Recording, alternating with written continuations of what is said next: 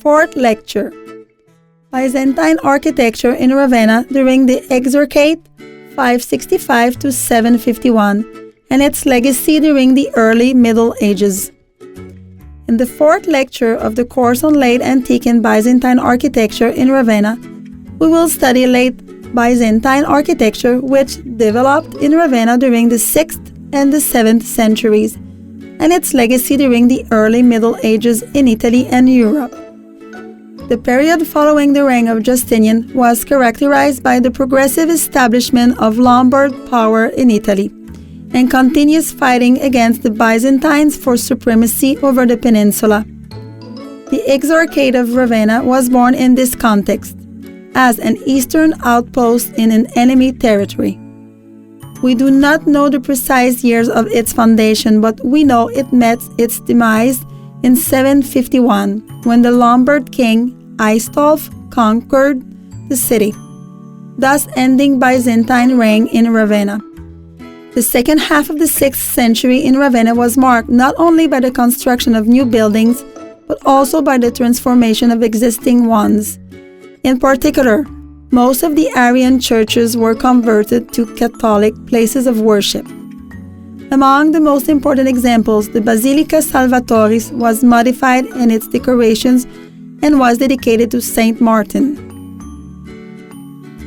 The most interesting new building of that time is undoubtedly the Basilica of San Sevierville in Classe, founded by the Archbishop Peter III and completed by his successor John II Romanus.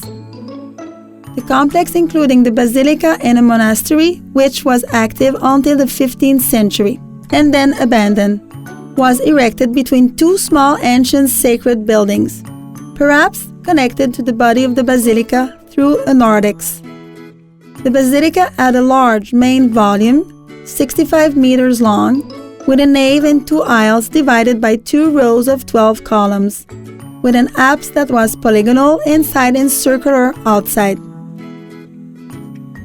After the conquest of Ravenna by the Lombards in 751, there was no opportunity to start a new building plan for the city. The only important update is related to the Basilica Petriana in Classe. Founded at the beginning of the 5th century, it was destroyed by an earthquake in 730 to 740 and must have been rebuilt based on historical sources by the king Aistulf. Another important building of his period was the Church of San Salvatore ad Kalki.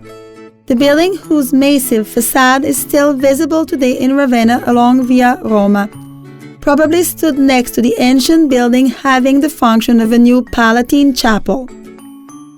Some architectural solutions developed in the area of Ravenna spread throughout Europe, especially in the 7th and 8th century Visigoth architecture on the Iberian Peninsula.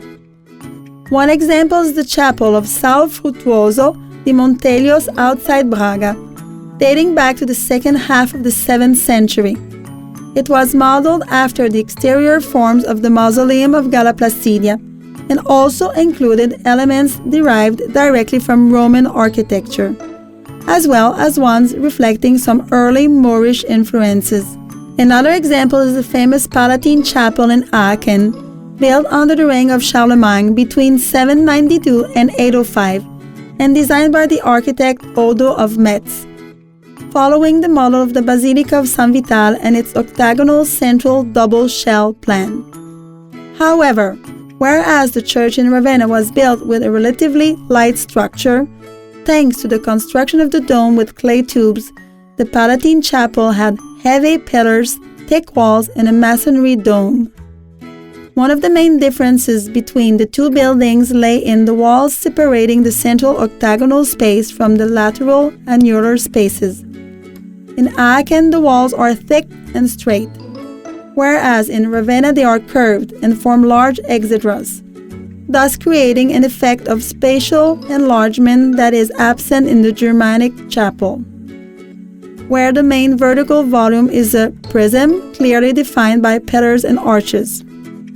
During the Ottonian period, between 904 and 1024, Ravenna was again elevated, together with Pavia, to the status of capital of northern Italy, and experienced a new, albeit relatively short, period of cultural activities and architectural renovation. The most characteristic example is the systematic construction of circular bell towers, common in the Po Valley and in the Venetian area, which here became a popular local feature.